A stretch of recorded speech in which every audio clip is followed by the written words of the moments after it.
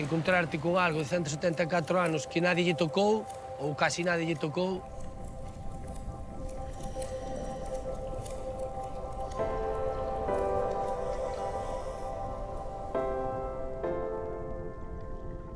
É que este inmóvil desde aquela será unha pasada. As imagens falan por si solas do que hai. É historia. É historia.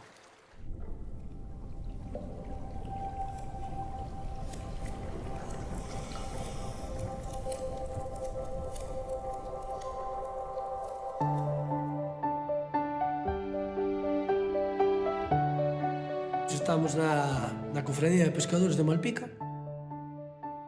Urbano Lugrís foi un pintor que ahora está moi reconocido e estuvo vivindo en Malpica. Eu penso que era un home que dibujaba moito o que vía e dibujaba moito pois, a súa perspectiva sobre Malpica. Son Tono da Rosenda, que é conocido en Malpica. Levo 10 ou 11 anos no tema do buceo. Para mí o mar realmente é todo. Non podería ir vivir para un sitio sin mar, porque realmente é o meu modo de vida, de onde eu gano os meus cartos, do que eu vivo. Estuve traballando un ano e pico nunha empresa de construcción, subacuática, facendo muelles e dragando, traballando na Casa dos Peixes, facendo admisión. Saliume a oportunidade de vir para aquí, para Malpica, traballando cos barcos, limpando o hélice e tal. E como tinha bastante tempo libre, comprei unha embarcación de terceira lista. E foi cando empecé a andar ao poliqueto. O poliqueto é unha especie de gusano que se utiliza para pescar, para pesca deportiva, e collese na area. E depois tamén me surgiu o traballo do erizo, o erizo de mar. Son diferentes épocas do ano, por exemplo, a do erizo de enero hasta Semana Santa, hasta abril, máis ou menos. E depois o resto do ano é o poliqueto.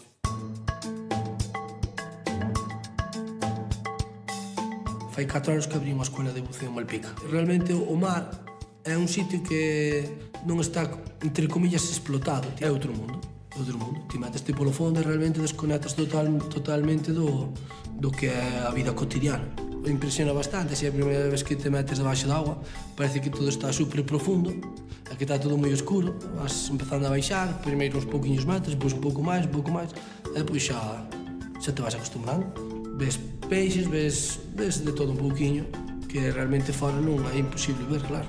E despois, a min gustame moito porque gustame moito os ferros, os barcos afundidos. Restos de barcos, pola súa historia, e poder descubrir, restos e así, está moi ben. Está moi ben, poder enseñar iso xente, claro.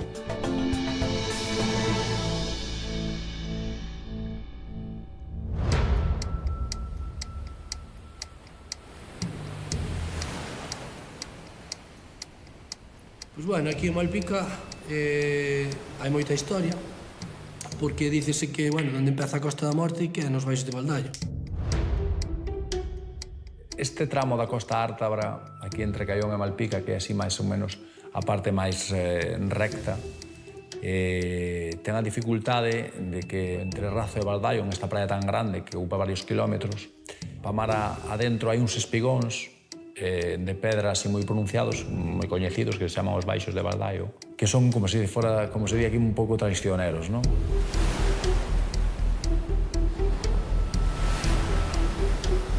Están bastante salidos da costa, bastante separados. Entón, ti se faz unha línea, Coruña e Sisargas, realmente, se te desvías un pouquiño hacia a terra, pasas por riba deles. Os ventos do nordés, cando son fortes e traían os barcos hacia a terra, pois facíanlles tamén que acabaran embarrancados aí, non? Pois que non medían ben por onde pasar, porque podese pasar por terra deles, entre os baixos e a praia, pero é unha zona pequena, corres o risco que o vento te leve para a praia, e se te metes máis para fora, pois que dar contra un dos baixos estes, non? Están máis ou menos a 5 millas de Malpica, e son pedras que asoman, e máis que non asoman, están a flor de agua. De marea baixa saen varios metros para arriba, a mellor 10 metros para arriba, algún deles grandes, non? O que pasa que son pedras puntiagudas e non demasiado extensas que non se ven moito, non? Se, por exemplo, está media marea, o mellor estás co barco por ali cerca e ves romper o mar, cando non biches a pedra que a tiñas ali moi cerquiña. Son peligrosas para a navegación e, sobre todo, eran peligrosas fai moitos anos porque non había aparatos, nin había maneira de velos, sobre todo de noite. Entonces, dícese que a Costa da Morte empeza aí porque houve moitos naufragios. Moitísimos barcos foron contra eles ao longo da historia, non?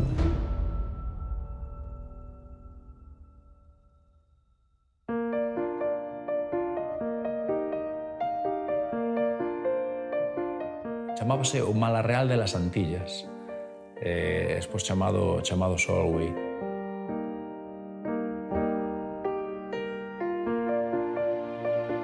La compañía era de Royal Mail Steam Packet Company, que aquí en español la tradujimos como la Mala Real Inglesa, se ponía así, la Mala Real Inglesa. Era una compañía muy importante porque además les concedían el derecho a transportar el correo, que eso suponía económicamente pues, un beneficio muy grande.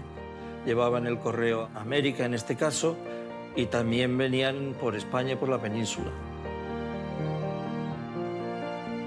Es la época que nace el vapor, el Solway cruzaba el Atlántico ya, pero se había cruzado el Atlántico a vapor un año o dos antes de que este barco lo hiciera. Todos estos primeros vapores son vapores de palas al costado. No llevaban hélices, llevaban las ruedas estas de palas al costado, como los barcos que vemos, que asociamos con el río Mississippi.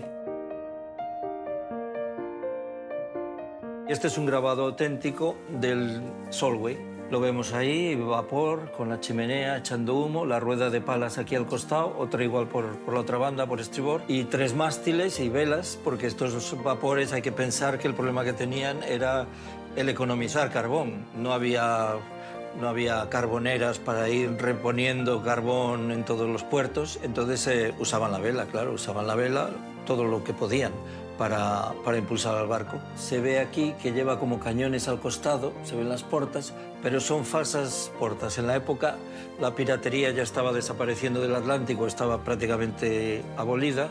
Aún así, algunos de estos barcos, para disuadir a algún pirata potencial que quedara por ahí, pues le pintaban al costado como si fuera un barco de guerra.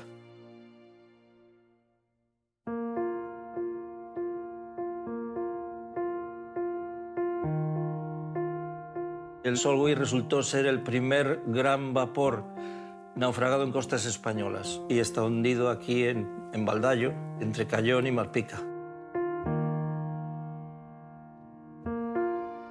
Estamos en 1843 y el barco venía de Inglaterra, de Falmouth, creo que era el último puerto que tocaba, hacía escala en Coruña y luego de ahí se iba a las Antillas Británicas, Jamaica y otras islas, que era su destino. O Solway era un transatlántico, era un deses primeiros barcos que facían as rutas cara a India, cara a Alexandría, os primeiros turistas, non? O nacimento do turismo foi invento dos ingleses, da época de Lord Byron, pero logo na época do Solway, a finais do século XIX, aí houve unha gran expansión do turismo internacional.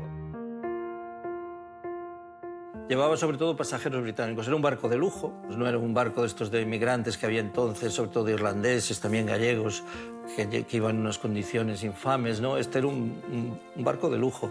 Y los pasajeros pues eran funcionarios, militares, clérigos, gente, digamos, de la clase alta británica que iban a ocuparse de los asuntos de estas islas. Llega aquí el 5 de abril de 1843 a Coruña, y sale el día 7 de abril a última hora de la tarde, hacia las 9 de la noche más o menos. El único faro que hay en ese momento es el de la Torre de Hércules, que ellos mismos comentan que era una luz muy débil. No mes de abril, foi no mes de abril, non é un mes excesivamente peligroso para a navegación, ainda que ten os seus cambios, non? Os seus cambios de tempo.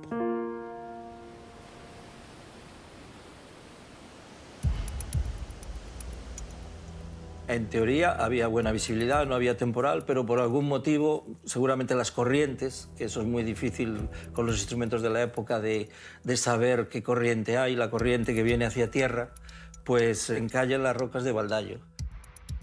Hacia la medianoche el capitán da marcha atrás e intenta luego a toda máquina ir hacia la costa, embarrancar el barco en la costa, pero a los 100 metros o así ya se empieza a hundir y entonces tienen que arriar botes.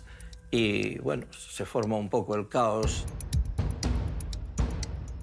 porque además al empezarse a hundir estos vapores, las calderas entraban en contacto con el agua fría del mar y con frecuencia reventaban y explotaban como una bomba. Y eso producía a veces más muertos que el propio hundimiento del barco. O barco quedou semi-sumerxido e ainda saían quedabanlle as garcias e os paus medio flotando, non? Sobresalían los mástiles, incluso después ya de todo el episodio. Non se fundira de todo e algunha xente foi intentando irse a agarrar o que podía. Lo que se hacía era subir a los palos, a los mástiles, a la jarcia, para intentar allí sostenerse lo que se pudiera. Es tremendo el imaginarse estos barcos con la gente arracimada ahí arriba y el humo saliendo del interior.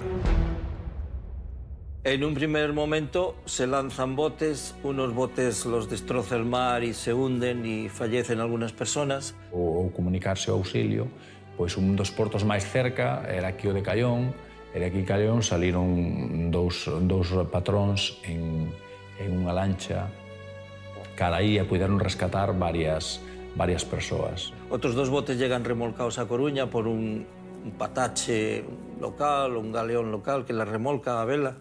Leváronos a Coruña, a comandancia, onde se salvaron, volveron co barco hacia a zona do naufraxio, puderon rescatar o capitán. Quixo o capitán volver hacia a parte do barco que estaba aínda a frote, dando órdenes de salvar a xente, rescataron a esa xente. Tamén había un vapor francés con rumbo a Coruña que foi chamado desde Capitanía e tamén se arrimou e tamén puido rescatar bastante xente.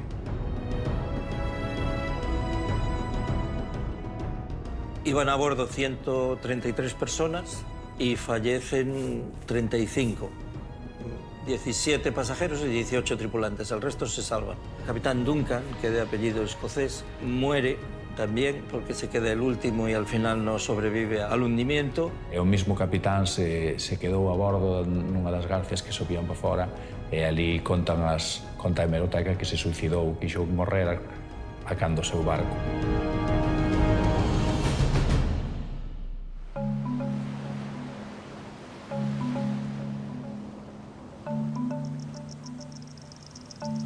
A raíz do naufraxio do Solway, onde se perderon 35 víctimas, e tamén o capitán, o comandante Duncan, pois a Coruña foi declarado Porto Negro para a navegación internacional no que se refire ao desembarco de turistas.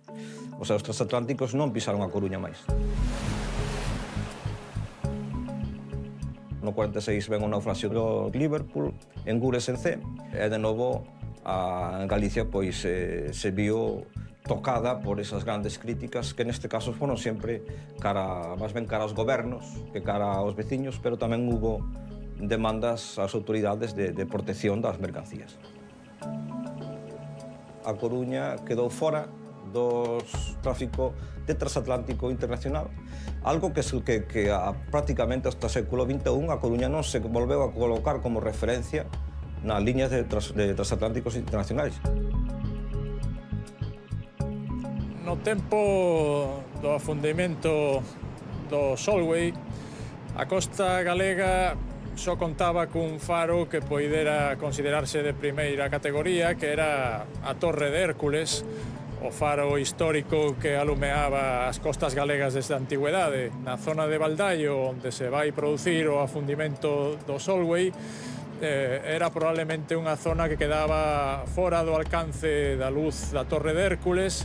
Eso pode explicar que o Solway perdera a referencia luminosa e coa néboa se achegara demasiado á costa e acabara fundindo. Aquí non había nada, non había comunicacións, non había telégrafos, non había faros en condicións, e a partir do século XIX, a raíz das denuncias das armadas estranxeiras e das navieiras estranxeiras, empezou a nacer en Galicia o sistema actual de faros. Primeiro plan xeral de alumeado das costas españolas vai tentar afrontar planificando ata 15 novos faros nas costas de Galicia, entre os que van a figurar faros de auténtica referencia nacional, faros de primeira orde, como foron o faro de Fisterra ou o faro de Cabo Ortegal. As melloras conseguidas coa construción de novos faros na costa de Galicia, cos primeiros faros modernos a mediados do XIX, non tiveron realmente un impacto decisivo, porque o número de barcos que se achegaban aos portos galegos estaba incrementando exponencialmente. O tráfico marítimo daqueles anos podía estar supoñendo de 4.000 a 5.000 barcos que anualmente pasaban diante das costas galegas. E, lóxicamente, por unha cuestión de mero cálculo de probabilidades, o número de naufraxios non só se reduciu, senón que se incrementou.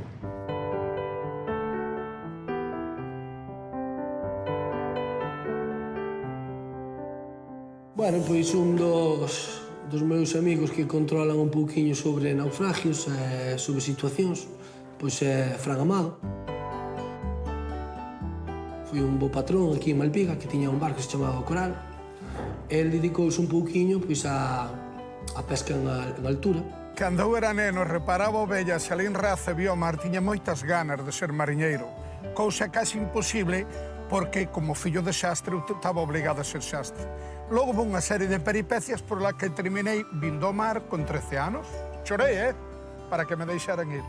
Vin a Malpica, aquí me acolleron moi ben, e desde eso hasta a xubilación xa non parei. E pescaba aos merlos, donde se tiña localizados así barcos, restos de barcos.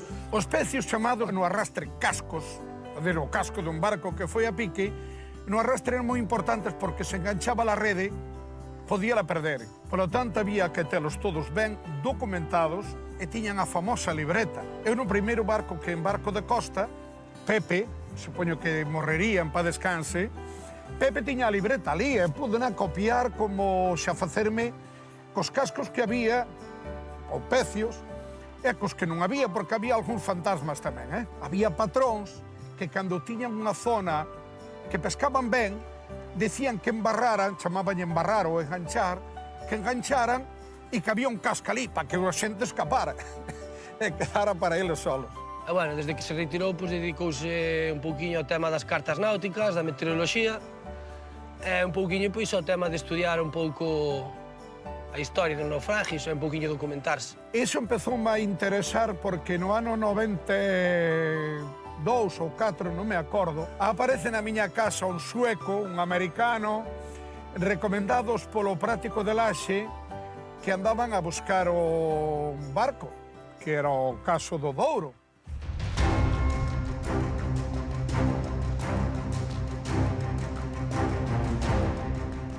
Aí participou un señor que era o da pasta, e o que tiña o barco, e Sverker que era o treasure hunter, decir, o que descubre e vende a información de onde está.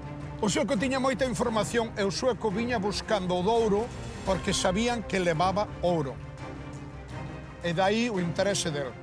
Eles botaron a Pico por aí traballando e había xente que se arrimou, quería cobrar, e lle decía daqui da colá, estuveron un pouco desorientados. O sueco contarenlle que eu si posicionaba os barcos. Porque había moita xente que os sabía todos e tiña unha libreta chea, pero non nos levaba ao sitio. E a min levoume tempo pre-ubicalo tamén, Tuve moita suerte. A partir de algunha pista de como navegaban e salían de Coruña, permitiume sacar pistas para facer a derrota. E ubicalo con bastante... Decir, creo que é este. Eu abro o ordenador e posiciono encima dunha carta das miñas os barcos. O amalocinou, xole, usted podía vir comigo? Hombre, bon día. O primeiro que encontramos era o Irurak Bat, nombre vasco que significa las tres una, las tres provincias son unha. E, pois, o Douro levou un pouco máis de tempo encontralo por confusión con outros barcos. Que evidencia se necesitaba? Algo moi chulito. Se encontrou un plato da baixela que levaban os da mala real inglesa. E se encontrou un plato e non era capaz de collelo porque ele iba co robó que apretaba 500 kilos a estalavo. Entón, aquí meu irmán tiña uns afetos navales, collemos de un trueiro, amarrouse na man do robó e colliuse e veu. Bueno, claro, velo, que levaba esos platos. E así foi, así o rescataron, o levaron pa Jersey e o resto é unha historia moi mediatizada e pouco coñecida.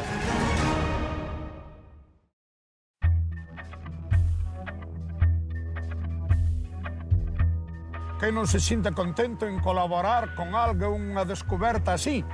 Logo non me sentín tanto porque había unha denuncia e chamarme a declarar como informante, non como denunciado, senón que aparecía o meu nome e dixo, bueno, hombre, a ver se me vou meter eu por ser boa persona en camisas de Onceval. Esperca era very clever, era moi inteligente, tiña moita información, vale? E algunha moi boa. Algunha está relacionada co Solvay. O Solvay levaba ouro, 6 caixas de ouro, que se rescataron no momento do naufraxio. E foron levadas para a Coruña nunha embarcación particular, e despois xa debía de haber algo máis, que seguro que está polo fondo, está por ali metido entre a area. Eso sí que non o sei. O ouro levaba.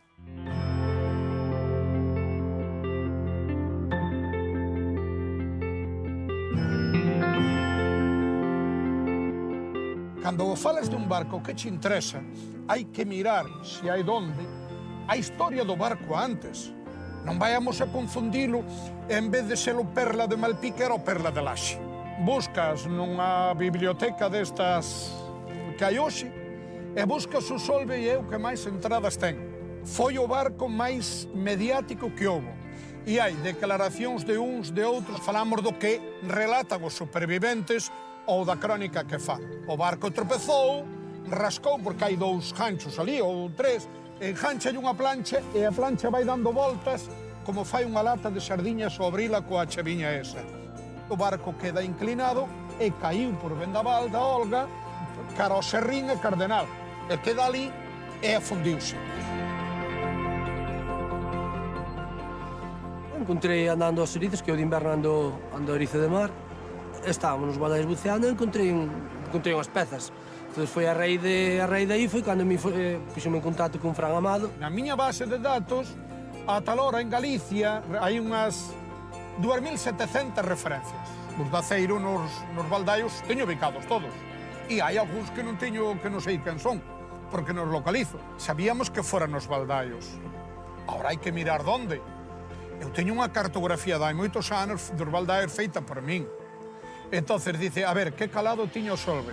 Tiña tanto de calado. Bueno, pos un modelo tridimensional, se queres, unha carta dice, pois ou tropezou aquí ou aquí ou aquí, que non ten outro sitio. Supónse que o barco iba de marea baixa ou tal, imagínate, de marea baixa pode ter 3-4 metros, e o barco desas características toca. Cartografía la zona, ve los picos, oye la descripción, e dice, bueno, pues ahora vamos a mandar aos muchachos, porque eu nunca buceei ni na piscina.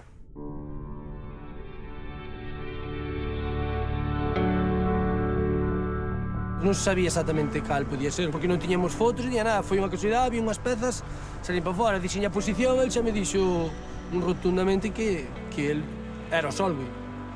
Claro, non tiña tan claro. Eso foi en abril, entonces hasta agosto, así, non volvían a bucear ali. E foron facendo, encontraron probas de que era o Solvay. A primeira foi a coberta das paletas, que por ali debe estar. Buscando, claro, posta a mirar e ao final encontramos unha ancla, e coa ancla encontramos a caldeira, o arco de paletas, é todo o que veu. Que facía falta o toque? Que baixara alguén e encontrar a baixela. A partir de setembro cae o algazo, queda o fondo todo limpio, e, bueno, houve aí uns clareos bestiales, e foi cando, ao final, acabamos encontrando un trozo de plato que poñía a Royal Mail Steam Packet Company, que era a compañía do Solvay. Realmente foi o primeiro barco que foi a pica esa compañía, no 43. Encontrouse Chachi Piruli.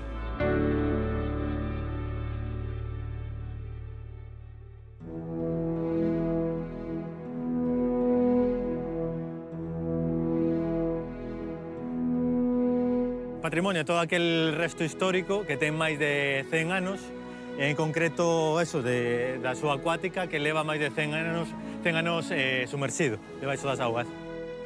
A ver, eu teño a miña visión particular dos naufragios. Para mí non é un patrimonio asolagado.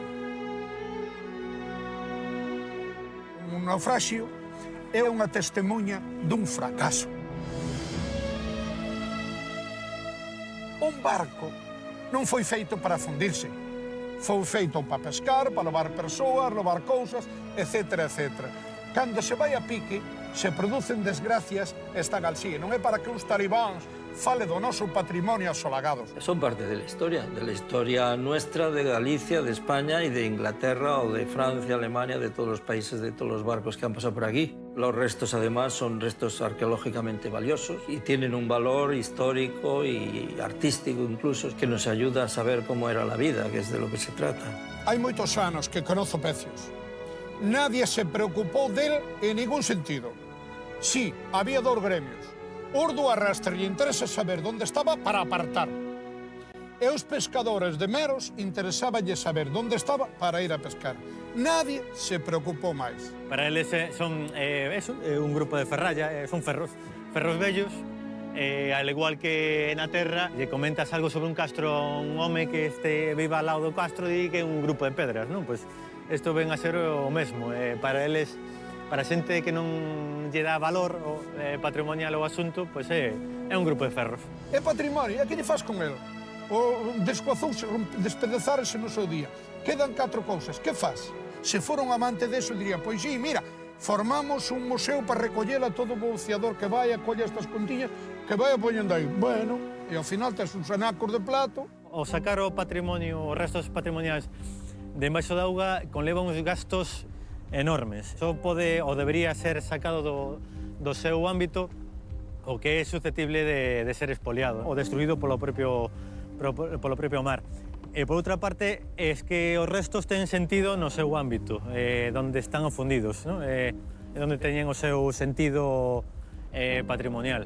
E agora empezouse a mediatizar isto, e veñen talibáns que nunca se tomaran siquiera o baño na playa, e é patrimonio, bueno, pois a eles.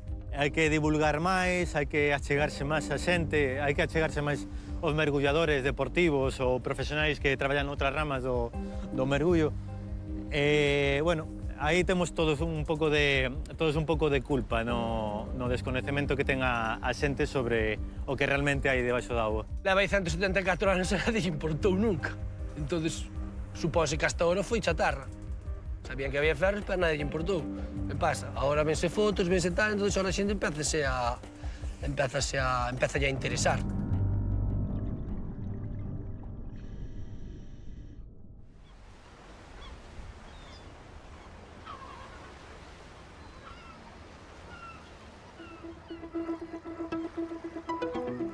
Quedamos bastante cedo porque contábamos de que viñera un pouquiño de nordestiño.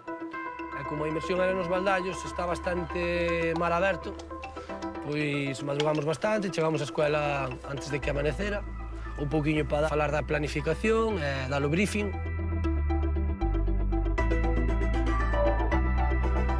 Montamos equipos, verificamos todo e montamos todo na lancha.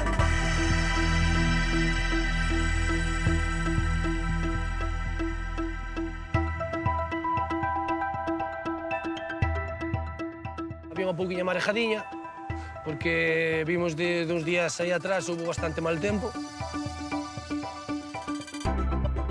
Se o barco está por fora dos baixos de terra, polo GPS pois sabemos a posición, marcamos máis ou menos o sitio, cando chegamos ao sitio pois tiramos a ancla.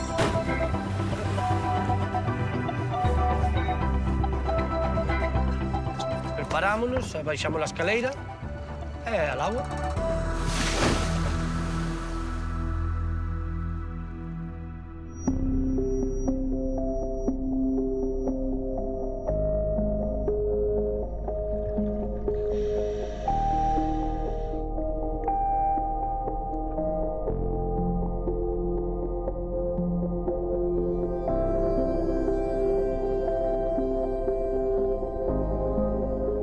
A inmersión sempre a iniciamos ao lado dunhas pezas que hai de bronce, grandes, que me parecen que son as pezas do timón. Están moi limpias, chaman moita atención, porque están nun sitio que lle chaman uns olladales de area, son como uns buratos que están entre rocas, e aí ten area. Entón, aí co mar, vai, ven area, volve area, move moito o aljace, entón esa Esas areas, esa aljazo, o que fai é limparse, está seguido rozándose con esas pezas, por eso eu creo que están limpias. Teñen ese color do óxido do bronce, que é de color verdoso, é verdade que chama moita atención, de feito, se non o entendes, parecerá que é un plástico. En total hai 6 anclas. Hai a primeira, está cerca dos engranajes aqueles daquelas pezas de bronce, eu supoño que aquela é a ancla de popa.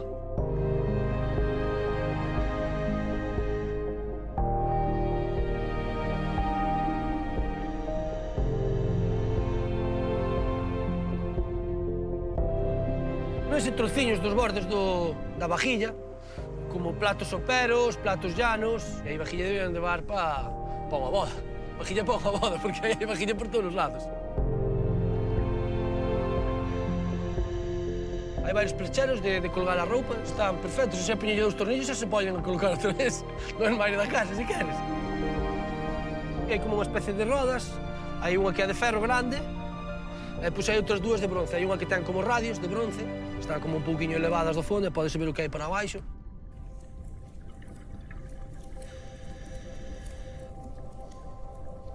Depois seguimos hacia norte e damos ca roda de paletas. En concreto hai 2, a de estribor e a de babor. Esa, a primeira que encontramos, está moi ben porque está como suspendida no aire, está enriba dunhas pedras, entonces queda moi ben.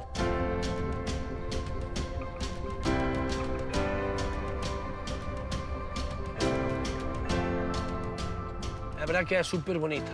Ainda están os radios, faltan o que serían as paletas, porque supoño que serían de madeira, eso xa non existe, pero bueno, existen os radios, existe o que é o eje, e pois ten como unha especie de biela que supoño que era o que iba dentro do barco. Pois pasamos o seguinte, xa está ao ladiño, está a caldeira. A caldeira con todo o que é o, se poderíamos chamar o motor, todo con barras, con ferros, con tuberías, un motor que era feito en Inglaterra, era un motor de 400 cabalos. Teño unha foto do motor e ves unha palanca, porque chamanlle de palanca lateral, e está a palanca.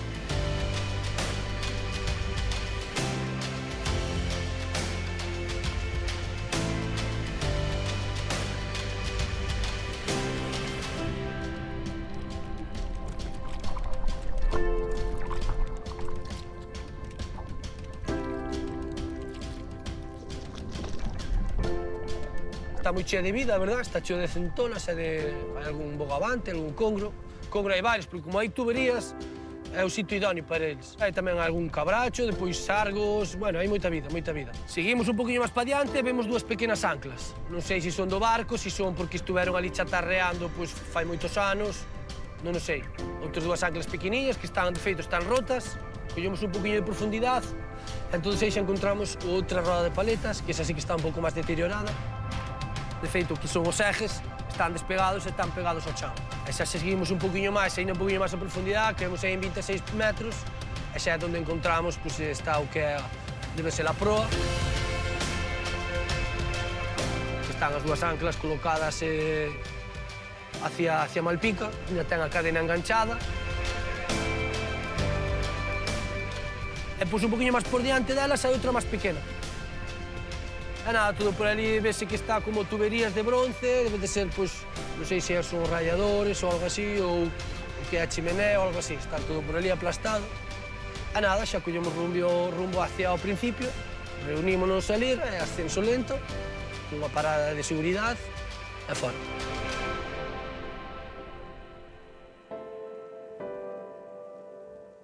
Encontrar un pecio realmente é moi bonito porque é algo de historia, é de todo o mundo, é patrimonio, é pois, o bonito é que todo o mundo pode ver.